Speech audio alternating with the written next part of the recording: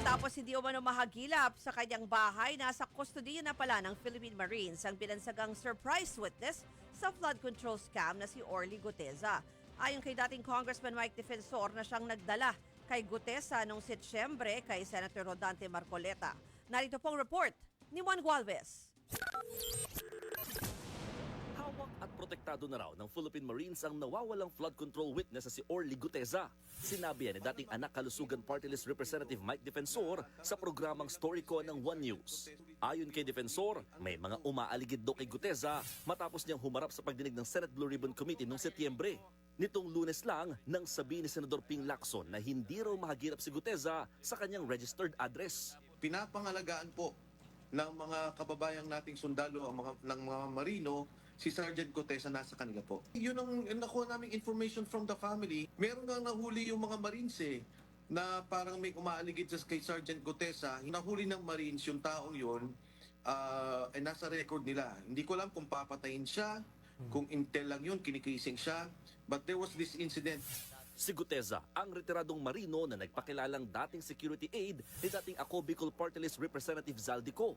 Siya ang nagbunyag na nag-deliver sila noon ng mali-malitang pera sa bahay ni Nako at ni dating House Speaker Martin Romualdez. Si Senador Rodante Marcoleta ang nagpaluta kay Guteza sa Senate Blue Ribbon Committee. Sabi noon ni Marcoleta, lumapit sa kanya si Guteza sa tulong ni Defensor. Pero napag-alaman ng Manila Regional Trial Court Branch 18 na peke ang pirma ng abogadong si Petchy Rose Espera sa affidavit ni Guteza. Ayon sa korte, galing mismo kay Espera na hindi siyang nagnotaryo sa affidavit ni Guteza. Bagay na sinadya raw para linlangin ang mga nagsisiyasat ayon kay Congressman Terry Redon. Git ni Redon, dapat daw itong aksyonan ng Department of Justice. Handa naman daw dito ang DOJ.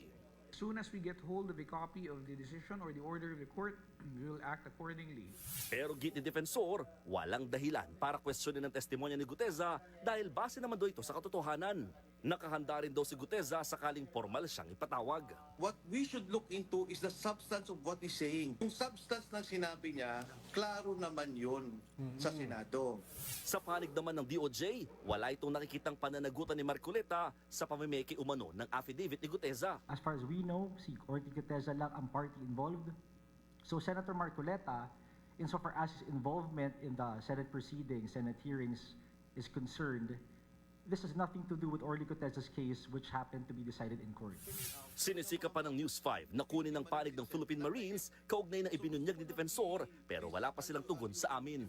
Nagbabalita mula sa frontline, Mon Gualvez, News 5. Mga kapatid, ako po si Ruth Cabal. Dito tayo sa Totoo, dito tayo sa True FM. Mag-follow at mag-subscribe din po kayo sa aming social media accounts at True Network PH. Diyan po yan sa aming X na dating Twitter, sa FB, sa Instagram, sa YouTube, sa TikTok at sa mga podcast. At syempre, tutok din po kayo sa Signal True TV Channel 19.